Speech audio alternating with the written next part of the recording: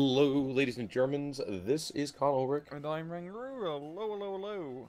And of course, it's more Steel Division Normandy 44 today. It is not the PDX tournament, though. What do we have today? And Comment les avants. Rang, who do we have? Well, on the left-hand side in blue, we have A.Lennart as 101st Airborne Division. And on the right-hand side, we have Stryker as the 17th SS Panzer Grenadier Division. Well, we already know, since we Comment les avants, we're going to have a lot of kind of Robin Hood play, don't we? How Oh about on yeah, the you got 17th side? on the 17th? Yes, sir.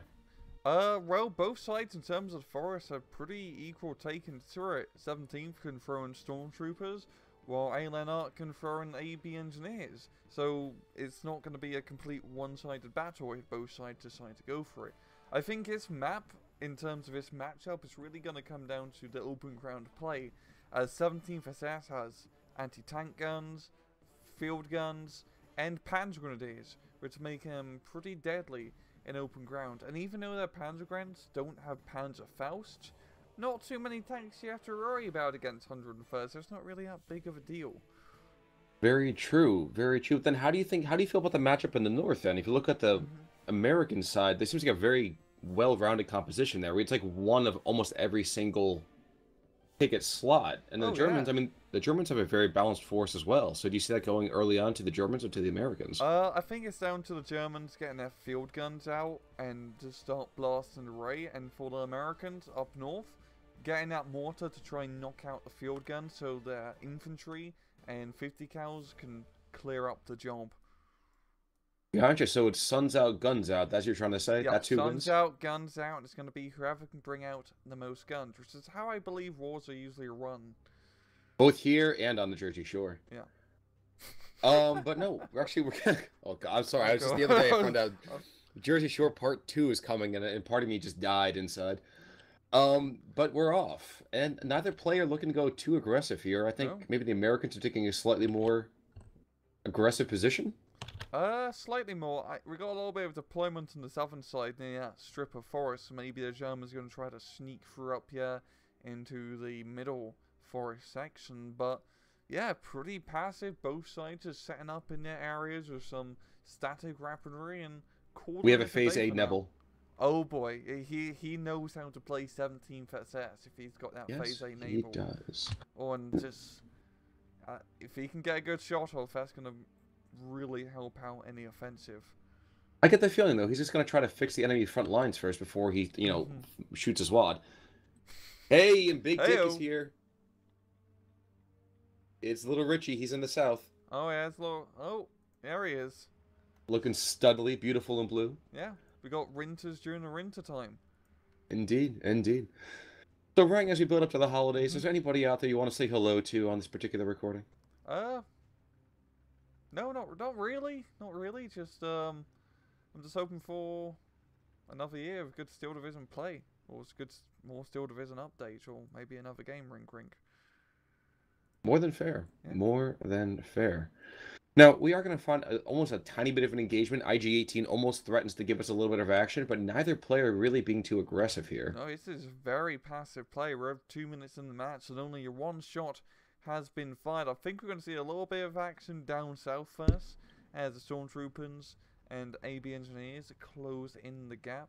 50 cal firing on the Panzergren, but nothing much. Well, interestingly, we are going to get ourselves a Command M22 coming on in as well, so ironically, the paratroopers are bringing in the first tank of the game. Yeah, quite funny. It's gonna be pretty good considering that, yeah, Stryker hasn't brought up any AT guns. Makes sense because it doesn't worry about too much in terms of armor. But once he sees the 722, a pack 50mm definitely be a good choice in this southern flank. And oh, is that a second neighbor? Oh, that's two neighbor Earths up north, Khan. That is Ooh. deadly Giro, right? Yeah. Okay, just because I have to now, Striker. Taking a look at Striker, by the way, he sees absolutely nothing. He has no idea where anything is. Lennart, Hmm. Lennart doesn't see much more than that, but still, that's pretty devastating. That Striker has absolutely no. No. He's got nothing. I know, and it's mainly because all the American stuff is in the forest, and they're pretty well hidden in that forest, even with some spar troops lying around. But that's going to make things a little bit hard in the information warfare. I mean, look at the Pathfinders up north. don't Yes, even they know are they're yeah. right in the middle of everything, aren't they? I think our stormtroopers may accidentally just run into him, and that won't bode well for the Pathfinders. Oh, actually, I will say the Germans are a little bit lucky here. They managed to get a P-51 calling in an airstrike down on the IG-18. Mm-hmm. That was not the Nebelwerfer, and that's probably better that it hit a tiny little pop gun instead. Yeah, something would be better for Striker. Keeping those neighbors alive, you can only get 2 of them in A phase, where you can get a lot of IG-18s in A. So you want to try and keep those neighbors up, because they dish out a lot of damage, Khan. You're absolutely right, by the way. So, yep, Pathfinders get taken out just by stumbling on top of them. Mm-hmm. Nables are aiming back for the stovepipe, and oh, they're both going for the stovepipe. Oh yeah. And This could be bad. yeah, and it's not really much in terms of defenses on this American North. It's really at 50 cal to stand up and AB rifles, and with the Naple dropping in, the mortar's completely useless or about to be dead. Wow, it survives. But this is going to be the perfect time for Striker to strike and try to make his play up north. That does oppose, though. He is able to suppress that 50 cal. Mortar does go down in the meantime, but that 50 cal is causing a little bit of an issue for him. Yep, he is managed to pin it down once again. I think using IG-18. And just as long as he gets some Pandagrens over in the open, he can make some ground, Joe. It's quite surprising because A.Lennart's doing a rather heavy plane game early on. He's got the Interceptor P-50 run and the Bomber P-50 run. He's using that to try and fly around and stun up those IGs. Now, I do want to call attention to the south. It does look like a kind of minimalist push is starting to gain a little bit of ground here, a little bit of momentum.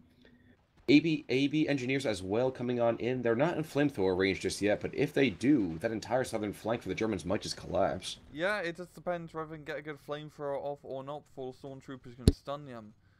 It's just really about who can shoot who first. Indeed, indeed. But Germans do break contact, drop smoke, and run away, which is Yeah. not, I guess, it was a little bit surprising. Yeah, I But feel I like guess he's gonna need more stormtroopers if you want to take out Forest. another guy wants to give away too much of his opening hand, doesn't look like. Yeah, pretty passive play from both sides. So neither side doing anything too crazy or aggressive. Makes sense as both sides really rely on that infantry static gunplay during a phase. They don't have much in terms of mobilized or armor units to try to do a crazy 9th Panzer Division style push. Well, and that's true. But at the same time, I guess you also have to realize that 101st does not really go to many places from here. Oh no, I mean, you're at the plus run right now, which is definitely beneficial because they will not be stacking rail later on. But they're making some grounds down south now, using that AB engineers to great effect. And if they can try to control his line, his tree line essentially, that's going to be great defensive location for them to just hold on to essentially, and it'd be really easy too. Indeed, and having more Pathfinders having these, let's call them engagements of convenience. Yeah, I mean, it's very airborne of them, you know, behind enemy lines, surrounded, and then killed. Or surrendered. Even more airborne right there. Market garden. Navals are getting ready to fire yet again, though. Both of them are aiming. I'm kind of interested to see what they're going to be shooting here. Looking for that MG, I think. Yeah, it's not a target-rich environment, but I think, yeah, just because he doesn't have much information, he's pretty much just trying to pound out Forest, thinking there's much more in there really is. So a few shots managed to just tag the MG a little bit.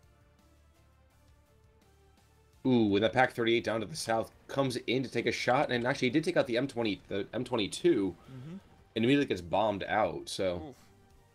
At least he got the tank at least. Yep, very true.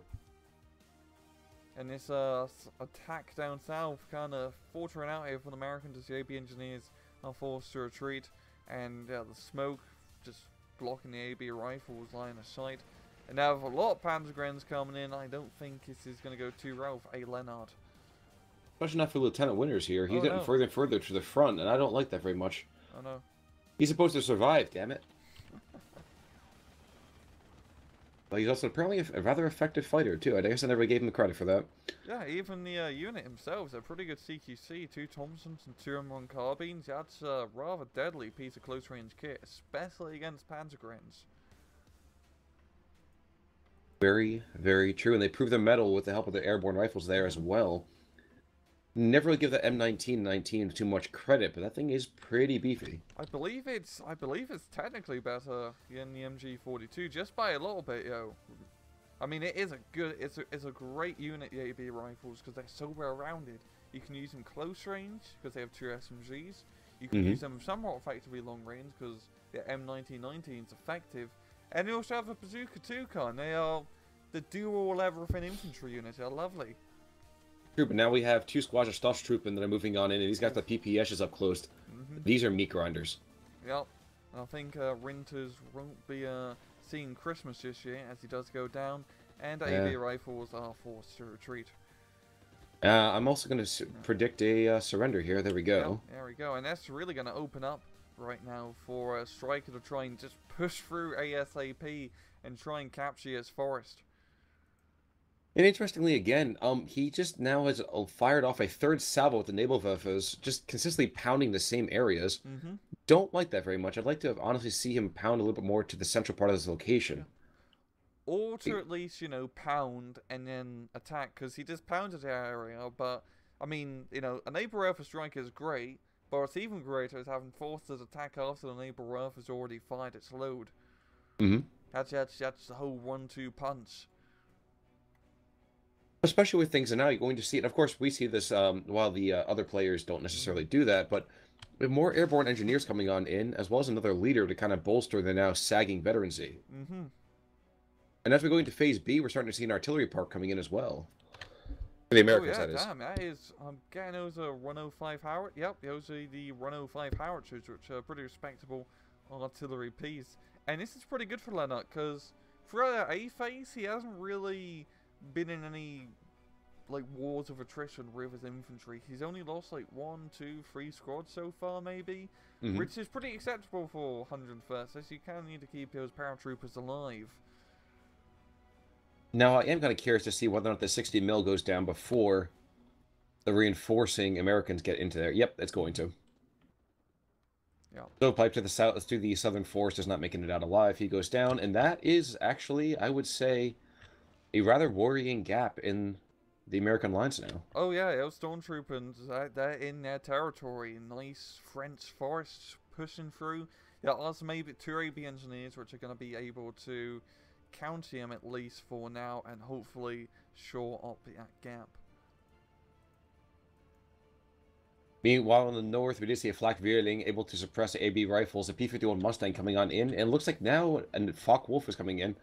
But he's not going to catch that. He's way too zippy-tippy fast. Oh yeah, P-51D, 700 kilometers an hour.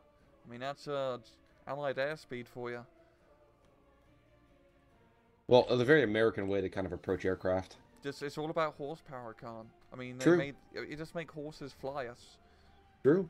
Yeah. Paint it red, they go faster. Damn right, that's the Warhammer Ray. Oh, and now we have Commando Stoßtruppen moving in behind enemy lines. Yeah, man. Pop smoke. Oh, that's such a good strategy. And now they're going to be like... Oh, that's such a good strategy, because now they're going to be in this forest. And they're going to be rather hard to filter out unless you use a bunch of artillery. So, pretty much in a sense, it's kind of like setting mines behind enemy lines during that attack. Just as long as he keeps those stormtroopers in the forest where they can't get destroyed by long-range fire. I have a super silly question. Shoot. Okay, hit shift for the pack howitzers. I see 3 different attack orders happening there. Oh. Maybe he's going to do one barrage on one area and then it does another barrage. I have no idea how... I've never seen that before. I've never seen that too. Wanted to make sure I wasn't completely insane. I'm no guessing, more than usual. I'm guessing he just, I'm guessing you can just queue up commands for, howitzers. Usually when I do it, I just right-click on a unit, wait for it to stop firing, and then manually click it again. But he's automating the process a little bit. And that's why he's one of the better ones, and, well, I'm not. I'll be fair enough to say that. Now, to the north, we are going to see the Nebelwerfers finally did breach the American lines, but this looks like more engineers are coming on in, as well as a tank. Oh yeah, that tank's gonna be a huge pain in the butt, considering there's no Indeed. anti-tank. Well, maybe the stormtroopers get Panzerfaust, but I'm not too sure. I think I'm more concerned about the Stosh troop and that's trying to move in to take out this 50 cal, and he's behind enemy lines and he immediately loses his life. Yeah, it's Wow. damn. That 50 cal just teared him up. Jeez. I'm guessing because he was behind enemy lines too, he got suppressed much quicker than he normally would.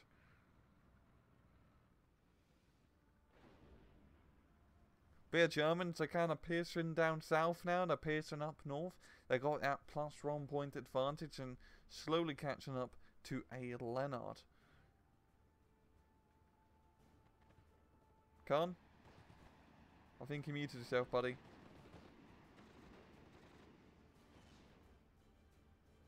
I'm sorry, I didn't hear what you just said. I apologize. Say it one more It's cool. time. Pretty much the Germans have pretty much pierced up north and they're starting to pierce down south quite a bit. They got that +1 point advantage. And, well, the Americans are starting to bring a lot of stuff into the center and northern areas right now, but I know that the Germans are making some good progress down south.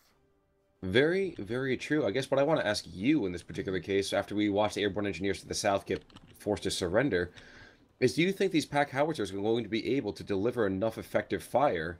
Ooh, getting pinned. I think that answers the question. Well, yeah, I mean, to kind of be able to bolster back everything else, like, I don't know. Well, 17th can just bring out more artillery in 101st, but I think A.Lennart just needs to reposition his howitzers for now so they're out of range of the mortars. And just as long as he can use those howitzers to knock out the important targets, such as mortars and the field guns, he can negate the 17th's biggest strength, which is static weaponry. Very, very true. Nibelwerf has timed the barrage absolutely perfectly. Oof, that Completely is stop that beautiful. entirely in their tracks. Take out the leadership. There's now a P-Grunt who's just ripping into the airborne engineers. There's an IG-18 that's right there ready to fire. That's beautiful. Except for the problem, that's Sherman, and there's no anti-tank weaponry nearby. Well, there's one being brought out at least, but it's going to be a little bit late. Well, and this brave Flakvierling that is just firing now, what, the 20 mil cannons at it? Yeah, I mean, maybe able to stun it up. No. Maybe, no. I mean, No. look at it, it's missing all over the place. The HE value is way too low to do any kind of real overall damage. Yeah, it's finally bringing up an anti-tank gun and a mortar. Yeah, mortar anti-tank destroyer, my bad. To try and deal with that Sherman threat. But yeah, it's pretty funny. The 101st bringing out the armor before 17th. I mean, at the same time, I'm not too surprised as those Shermans are very good now, thanks to the gun buff. So they really are worthwhile. Very true. Actually, we can see another Sherman down to the south as well. I like that positioning a little bit less. We do have a Pack 40 down there already. Mm-hmm. And his eventual position is going to definitely cover Sherman coming down the road. So that's going to be interesting. Yep. It's all about on the southern flank. Once you get to that like direct southern area of the forest, and you can control it with an anti-tank gun and some defenses, it really opens up the rest of the map. Because after that, it's just open ground, and it's pretty. Are you referring to the arrowhead that's pointing towards that big arrowhead. block? Yeah. Once you hold that, essentially, because that allows you to easily attack the forest up north while attacking left, and that Pack 40 open ground has such a good position to just stage a defense for later attacks. But a beautiful redeploy, by the way. Sherman from the north gets pushed back down to the middle now. He's looking to keep away from the anti-tank gun he expects. Yeah, it's pretty smart. Whoa, and Nebels go off again. Damn, those enables have just been going off the entire match. He's been doing good damage with them, but he hasn't been able to effectively attack after Neighbor Earth Strike, which is really disheartening to see. That's a nice way to put it, disheartening. Yeah, I mean, I feel like an Earth's trooping right now, Khan. Ooh, I'm that's getting true. 25% suppression. And again, you can tell exactly where he's been firing, too. I mean, there's like no trees there anymore. It's just craters, just a lot of fiery craters. It's either the moon or, a scene from Fern Gully, right at the end of that movie. Mm-hmm. Yes, I just referenced that horrible, horrible movie. No idea what I'm talking about, though, right? Ferngully? I'm not gonna lie, I've never seen it. You are one lucky man. I'm good. Pioneers are on the field, Yep. and good God. Oh my God. All right, guys, he just died. You just Don't died. surrender. Too Come late. back to the fold. Too late. They no longer want to be part of the Third Reich. They just want those street POW camps. Were the 17th SS supposed to be the most fanatical of the entire group? Oh yeah, remember the whole castle thing where the Germans fought Germans? That was the 17th SS attacking the castle. I still need to do more research. I think I told you there's a movie coming out Yep. for that entire event, but I don't know if that's going to see American release or not. Yeah, well, there's internet at least. Hmm. True. True. Glider rifles, by the way, are starting to hit the field, which means that the Americans really have to be depressed, for lack of a better word, at what their infantry now looks like. Yeah, I mean, I've been using up quite a bit. I mean, it still hasn't been huge losses all around for the Americans, but even if you're not taking huge losses, in a 40-minute match, you will end up running out of pretty much 101st Infantry eventually. And that's really going to be a problem for A.Lennart. I mean, he does have pretty decent air power, using the P-51s to constantly bomb and strafe at the German positions. Really, the P-51s have been stopping these attacks happening up north. But I think they need a little bit more air power if you want to try and get a +1 point advantage again. Yeah, he is still in the lead. Very true. Now, again, we are going to see 3 more airborne engineers coming on in. Oh, no, glider leaders and 2 airborne engineers. My bad. He's already pretty much tapped down for engineers, doesn't he? Should be the last couple ones he's got. Yeah, he really must be. He's been losing quite a bit, and those AB engineers are doubly important on that southern flank, because they're really the best counter against those pioneers. Or heavy Indeed. artillery. Heavy artillery rags, too. Now, I'm kind of finding this a little bit amusing. So, Pack 40 and a Sherman are headed for a collision course. Oof. Oh, yeah. That is not going to be fun. I'm gonna... Well, oh, the Pack 40 is gonna shoot the infantry, or the IG-18, which should reveal its position. Oh, it Sherman does. shoots, and There's a martyr down there, too. I missed that. oh wow, it's just like, and oh, because of such a shame. If he managed to kept that Pack 40 to hold fire, he probably could have knocked that Sherman out. He's going to get a shot for it anyway. Like 400 meters. I mean, he can't. Oh miss. my God! And he completely he whiffs. misses. Well, and now we got the artillery landing. Yeah, now he's 50 stunned up. cal, and the mortars. Okay, the mortars going to be able to get a shot off now on the Sherman, but will it hit? Oof. Yes, it does. And Oof. down goes a Sherman. Quite a dramatic affair to kill one tank. But here, of course, is the fight I want to see. Pioneers versus engineers. Yep. 2 guys who make the world and now are spending all their effort trying to blow it to pieces. Yeah. So, actually, theorize this for me. Pioneer versus engineer. In flamethrower range, who wins? It's really just down to who can throw who first. I'm really going to give it to the AB engineers, as just that small time of the grenade in midair is just that little bit extra compared to the flamethrower, which just flamethrowers immediately. So I would give it to the AB engineers, as they can get first shot out just by a little bit. But at the same time, once they're flaming, the grenade's in midair, it lands on the engineers, and they take a huge loss. True, true. So And actually, I guess with that extra bit of veterancy as well from the glider leader that's right there, he probably has to see a little bit more of a oomph, doesn't he? Yeah. You also, at the end of the day, when it comes to a grenade thrower, a flame. I would love to see a grenade thrower. I think they're called automatic grenade launchers. But in a flamethrower, grenade thrower fight, no one really wins. Everyone dies. Well, except for us. Except for us, the viewers. Now, we are going to see, finally, at long last, a real armored vehicle coming in for the Germans. A Stug 4 coming on in. There was a 234 that was prowling about before, but it looks like he's been taken long since out because of that DD tank. And the mortar's revealing his own position, not going after the tank, which I think is a... here. Yeah. But, oh well. I think you can't see it, and That Sherman is in a rather hidden spot. The Pike 40 is going to be taking a shot. Okay, good. It really hit? No, it bounces. I feel like there's just constantly, I feel like all the German stuff just tends to bounce. Well, it could also be confirmation bias. That's also fair, yeah. Yeah. You know what? I hate it when you're right. I hate it. You know, it's awful. Yeah. We are going to see an M10, by the way, coming on in, so Wolverine's right in the field. Mm-hmm. Which is going to be its own set of kind of hell for the Americans to do. Excuse me, for the Germans to deal with, not the Americans. Yeah, I mean, that 2-star veterancy does make it rather annoying to deal with, but once again it comes down to who can shoot who first, because those Stark 4s, they have Trove armor, which is pretty respectable compared to the 13 AP you had the M10 Candice out, so... I know, and at the same time, he can only get like 1 or 2 of those 2-star M10s before he has to resort to using regular M10s, while 17th CS can get a lot of Stark 4s. This may be another kind of confirmation bias or observation bias.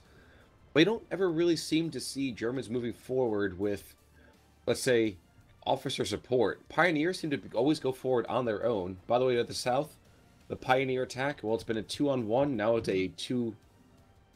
Oh, yeah. This is not looking pretty for him. There's another surrender. Well, I'm noticing now because A.Lennart, he has 1 card of paratrooper leaders and then 1 card of glider leaders. So he has like 2 cards worth.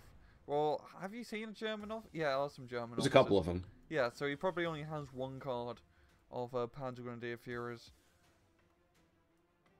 By the way, we also had a Nebelwerfer 42 in the bottom.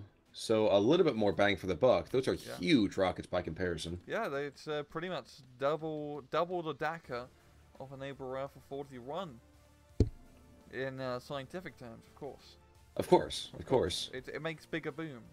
Well, yeah, exactly. Yeah, looking at the lines, just look at the density of the American lines right now compared to the density of the German lines. It's not looking too good for them. I mean, down south we got like a few infantry holding, but it's really not enough. I mean, yeah, mortar through some infantry support can easily clear up the Ray. And up north too, even though we have a DD and an M10, we got a Pack 40, a mortar, and a Stug 4 all there ready, and as well as Nebelwerfer support to try and beat him out. So, I know this is really starting to get a little bit tricky-dicky for the Americans, considering strikers also at the +1 point advantage. It's interesting that you say that, because I was going to turn around and say, though, at the same time, the Americans are the only ones that really have anything in the middle third. Yeah, that's really where all their identity is, in that forest area, but really all the Germans have to do is come around the flanks, especially at, like, once you get down south and into the open ground. If you can get some Stug 4s over here, it's GG, really. Because in an open fight, those Stug 4s are pretty much nigh invincible against 101st, just as long as you're not an idiot. So here's the question, then. Why aren't the Americans trying to retake this forest? I mean, we're seeing, like, half-hearted attempts, but there's no artillery fire. There's no anything, really. Yeah, I mean, every time he's done it, it's really just been, he's been out-pioneered. I mean, Striker can just get more pioneers than AB engineers, and then just beat him out in terms of pure attrition, essentially. This is what his forest fight down south has essentially came to. Also because he has vehicle support on the southern flank, is helping him shore up the forest much easier, because he can rely on some vehicles to help him out. By the way, to the north, 1 DD tank goes down. The Martyr is to credit for that kill. And now it's just M10. Yep, and now I think we're starting to see a true collapse of the American lines to the north. Yep, and also down south, we do have other 2-star M10 being brought up. And oh, look in the middle, Pioneers racing through. He really does love his Pioneers. He must at least have like 2 free cards worth. Well, he's using them really well, too. Yeah, Pioneers are such a good attacking unit for the Germans, especially against 101st, because even if they die, you can always at least get 1 grenade off, and that can do a lot of damage. You know, we've talked about off-casts about opportunities to really kind of give a little bit more variety to the Germans. I'd like to see a mainline infantry unit outside of Pioneers. That's the good Bolterledung. Yeah. That bundle grenade. It'd be kind of nice, you know? Yeah, something like a grenadier unit maybe. Exactly. Example, so like a 5-man squad. You know, a little bit of flavour. I can understand why they've done it, because a lot of the German army was pretty standardised compared to the different national ideas. Yeah, the British, the French, the Polish all had when it comes to infantry deployments. But yeah, But no, I'd like to see a little, just a tiny bit more flexibility. yeah. Not a ton, You just a know, little bit. you just want to see more booms. That's what you want to see. You want to see more big bada booms. True, Yeah. true. But at the same time, I just feel like the Pioneers at some points. I mean, they're an excellent unit. Don't get me Mhm. wrong. But I don't know. Something just always hits me weird about it. I don't know what it is. I wish I could say I could Maybe you articulate should it in give English. pioneers flamethrowers and allow them to build buildings. Hey, honestly, they did have flamethrower detachments. It just none of the German stuff ever seems to use it. You know, stick him in a half track, it becomes a flam panzer half track. Flam Pioneer Panzer. Yeah, Yeah, I'd be okay with that. yeah, FPP.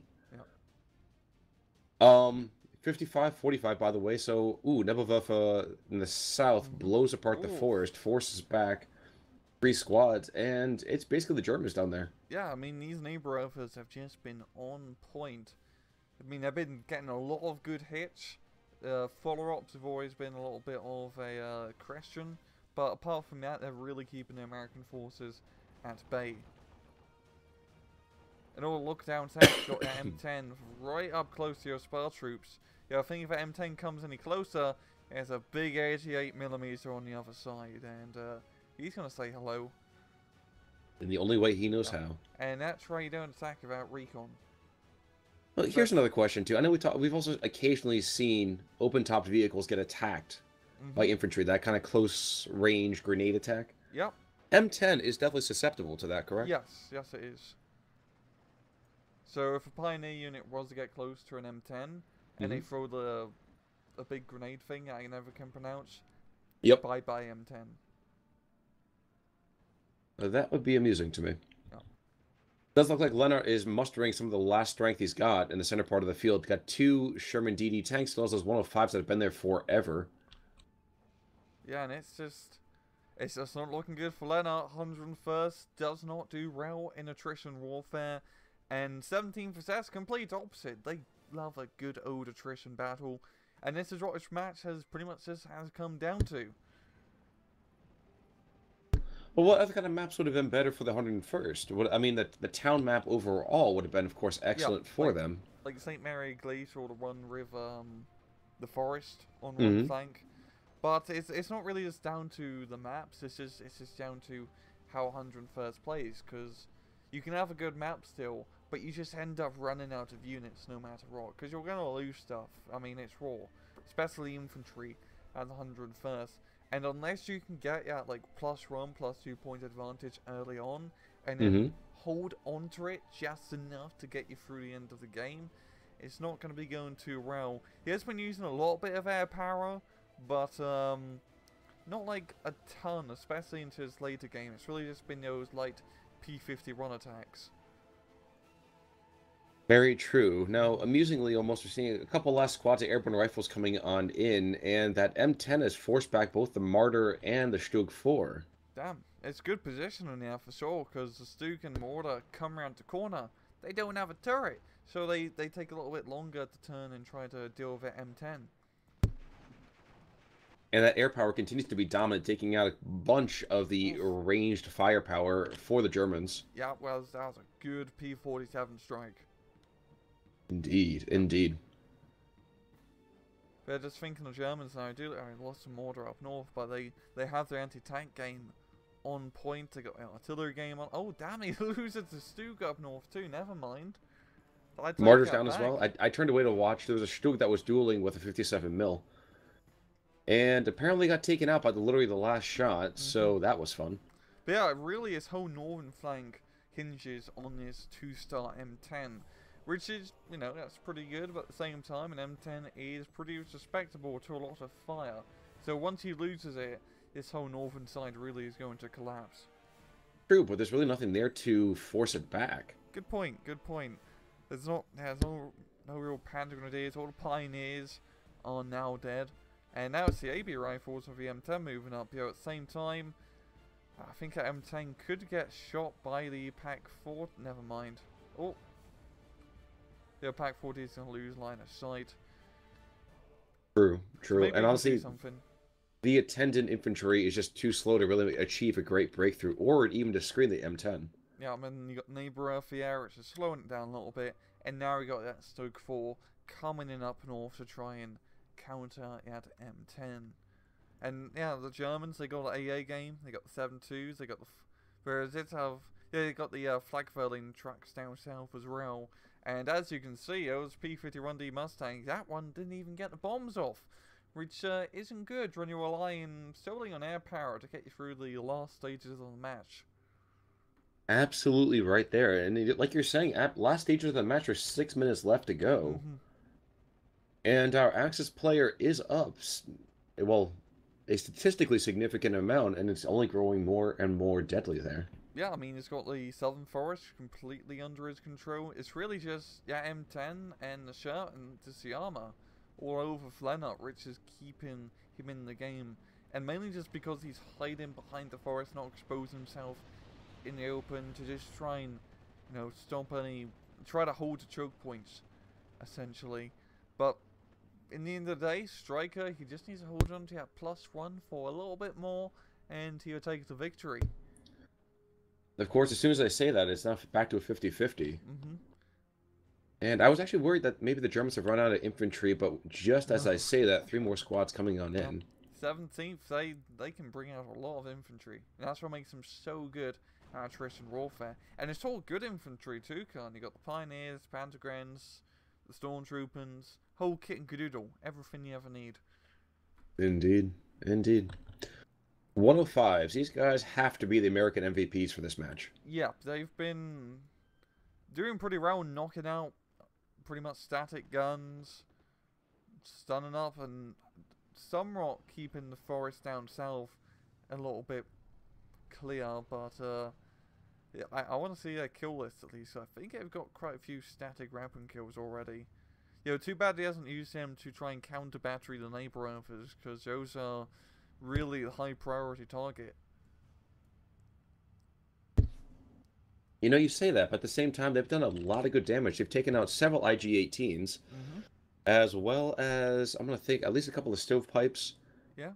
But geez, the Jeep supplies, they've only been supplying the 2 artillery pieces. Other than that, they've literally gone nowhere else. Yeah, damn, it is quite a lot of supply. And he's counter batteried initially, but the 17th don't have anything that can outrange those 105mm howitzers, which is good positioning here for A.Lennart. But it's really the artillery. It's not going to be enough to keep him in this match, as the Germans are now doing another little attack up north of Pantogren, as the neighbor Earthers and Stuke 4 now attacking. And with a stunned up and retreating M10, all it takes is one wrong turn, and into the gun of the Stug it goes. Assuming, of course, I was waiting for that airstrike to take out that Stug, because that would just be the luck there, wouldn't it? Yep, that was pretty. Oh damn, the M10 dies. It died in the fire, Khan. You said, oh damn, and I looked back up to the north. I was shifting down to the middle, and I just saw the icon gray out. That was from fire? Yeah, that was fire. There was nothing else that could have shot it. Wow. Yeah, I can't think of anything else that could have shot it. It's just looking at the range. And if you zoom in closely, it wasn't even in the fire, like in terms of aesthetically. But here we go. His ammunition cooked off. Yeah, Must be that. That's exactly. But he caught a light, and now he's burning bright. That sounds about right, yeah. I'm glad that all rhymed. Indeed, actually I wasn't even thinking about that, and I was like, man, I feel the need to watch The Princess Bride right about now. But, yeah, that's really gonna put the nail in the coffin here for A.Lennart, and Striker is gonna be taking the victory. Well, that's almost the shocking thing about this, is that A.Lennart did not play a bad game. No. Ooh, and finally at long last, one of the 105s goes down. It's just, on this map isn't 201st. Especially against 17th, because even if he was to attack and try to play really aggressively, it's all open ground. And with all the AG-18s about, it makes it really hard to attack as the 100 and the first. So Mm-hmm. it's just a tough match for him on this map. You can defend pretty well, and A.Lennart's done a pretty good job defending as the terrain really goes towards his advantage. But you need to attack to win. You need to get over 50% of the map to get that point advantage, and Lennart couldn't do that. Indeed. Yeah. Indeed. Indeed. Indeed. And yeah, just really pretty much the final minute or so of the match. I mean, I want to see if Sherman, if he does like a crazy... never mind. Nope. No. No. Yeah, there's an 88mm, right? Yeah, we finally see a Panzer IV, yeah, from Striker coming in to secure the mid. And yeah, just look at the American line, just there's nothing. Yeah, it's very, very, very barren. It was kind of amusing to me. We actually saw the howitzer use its AP. Oh wow. So he took out a light scout vehicle, which is kind of amusing to me. But even more so than that, the fact that we're seeing almost a 231 push from the Germans tells me that the Germans don't have a whole lot left either. No, well they're just doing that auto cannon around, see how much ground they can take in the shortest amount of time. True. And they're pretty much... yeah, we've got the M22 Locust, which is probably the last tank that Lennart can be bringing out. And there's only 20 seconds left, and well, I think these 2-3 runs are going to be going in for the rush. Well, amusingly, the guy being brought in, his name is Engelhardt, so he's a good German lad fighting against the Germans here, but... And yeah, we go. Very close kill-death difference. Only like 2,200 point difference. 2,000 would be a different story. But a tiny bit, yes. Yeah, 200 point difference. Some good trades back and forth throughout. And look at the early game, yo. It's a lot of red in the victim. I mean, damn, those Panzergren, Stormtroopers, all going down. And that's because Lennart had a good defensive position, but he just couldn't really attack, which was quite the issue. And then just looking throughout the rest of the history tab, it's pretty even back and forth, Khan. I mean, you just like the Pioneers die in groups essentially. They pretty much all have a signed death pact. But yeah, two Stooks go down right next to each other. But that is really quite close when it comes to the trades back and forth. Well, as we're talking about the kills, by the way, too, the howitzers only have 8 kills between them. Yeah, but four artillery pieces, 3 anti-aircraft guns, and 1 armored vehicle. Yeah, but it just wasn't really enough to make a major difference in the German lines. That sounds, unfortunately, about right. And I mean, you're like an M10 where it's got some good kills and whatnot, and just looking for the Germans. No real standouts. Nothing really stand out. Pretty well-rounded team effort. No MVP. And yeah, it was really just a standard war of attrition. Indeed. So well played to both players, but congratulations to Striker for taking home the W. Yep, and that's pretty much good for me, Khan. Sounds good for me as well. So I guess, folks, we'll see you next time. This is Con Ulrich. I'm Rangru. Take it easy.